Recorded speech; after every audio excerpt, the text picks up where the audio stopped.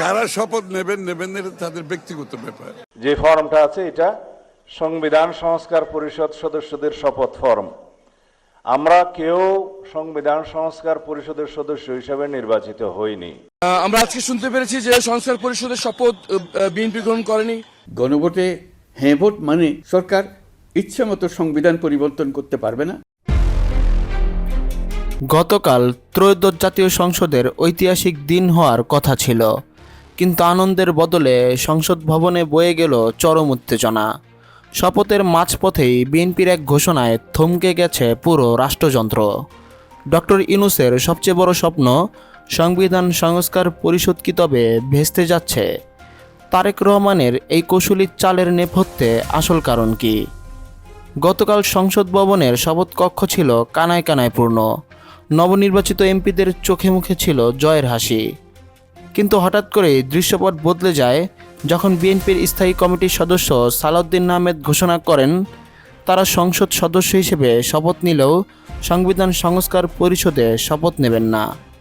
এই একটি বাক্য পুরো অনুষ্ঠানের আবহাওয়া পাল্টে দেয়। জুলাই বিপ্লবের পর গণভোটের রায় অনুযায়ী এই পরিষদ গঠিত হওয়ার কথা ছিল। এর কাজ হলো বাংলাদেশের পুরনো সংবিধান ভেঙে নতুন বাংলাদেশের উপযোগী একটি সংবিধান তৈরি করা। এটি ছিল ছাত্র জনতার আন্দোলনের প্রধান দাবি। সালাউদ্দিন আহমেদ যুক্তি দিয়েছেন, বর্তমান সংবিধানে সংবিধান সংস্কার পরিষদ বলে কিছুই নেই। তারা মনে করছেন যে জিনিসের আইনি ভিত্তি নেই সেখানে তারা অংশ নেবেন না।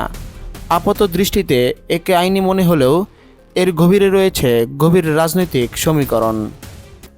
এনসিপি নেতা আসিফ মাহমুদ সজীব ভুঁইয়া সরাসরি চ্যালেঞ্জ ছুড়ে দিয়েছেন।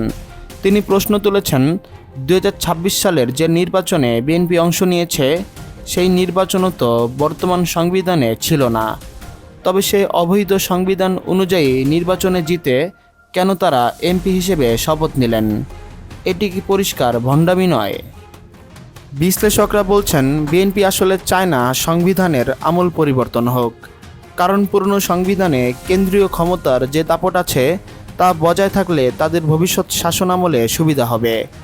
সংস্কার মানেই জবাবদিহিতা বৃদ্ধি, যা সম্ভবত দলটি এই মুহূর্তে এড়াতে চাইছে। এই সংকটে সবচেয়ে বড় চমক দিয়েছে জামায়াত ইসলামী। ডক্টর সৈয়দ আবদুল্লাহ মোহাম্মদ তাহের সাফ জানিয়ে দিয়েছেন, বিএনপি যদি সংস্কার পরিষদে শপথ না নেয় তবে জামায়াতও কোনো ধরনের শপথ নেবে না। তাদের মতে সংস্কারবিহীন সংসদ পুরোপুরি অর্থহীন। এই অবস্থান জামায়াতকে নৈতিকভাবে অনেক উপরে নিয়ে গেছে। বিএনপির 209 জন এমপি যদি সংস্কার পরিষদে অংশ না নেন তবে জুলাই বিপ্লবের চেতনা বাস্তবায়ন অসম্ভব হয়ে পড়বে। এর ফলে কি সংসদ ভেঙে যাবে, নাকি জনগণ ও বাকি দলগুলো কোনো কঠোর সিদ্ধান্ত নেবেন? রাজনৈতিক মহলে এখন এটাই সবথেকে বড় প্রশ্ন। বদিউল আলম মজুমদার পরিষ্কার বলেছেন, গত 15 বছরের স্বৈরশাসনের পর এই বিতর্ক সেরফ অহেতুক। যখন দেশ পুনর্গঠনের সময় তখন আইনি মারপ্যাঁচে সংস্কার আটকে দেওয়া মানে হলো জনগণের রায়ের সাথে বিশ্বাসঘাতকতা করা।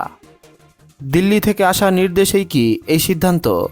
গুঞ্জন রয়েছে তারেক রহমান চাচ্ছেন ক্ষমতা দ্রুত নিজের হাতে নিতে।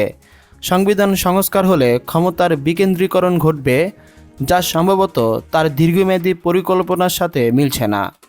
এই বিরোধ আসলে ইউনূস বনাম তারেক রহমানের এক অদৃশ্য লড়াই।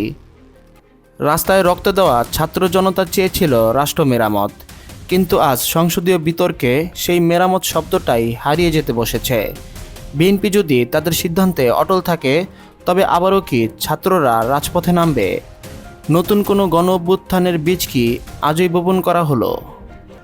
5 দিন আগেই যারা হাসি মুখে নির্বাচনে লড়লেন আজ তারা সংস্কারের নাম শুনেই পিছিয়ে যাচ্ছেন। দর্শক, আপনি কি মনে করেন বিএনপির এই যুক্তি কি সঠিক, নাকি তারা সেরফ ক্ষমতার লোভে সংস্কারকে বাধাগ্রস্ত করছে? জামায়াতের এই কঠোর অবস্থান কি আপনি সমর্থন করেন?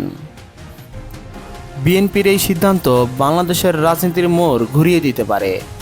আমরা কি এক নতুন সংঘাতের দিকে এগোচ্ছি? আপনার মূল্যবান মতামত কমেন্টে জানান। ভিডিওটি শেয়ার করুন যাতে সবাই এই ষড়যন্ত্রের রূপরেখা বুঝতে পারে। ধন্যবাদ।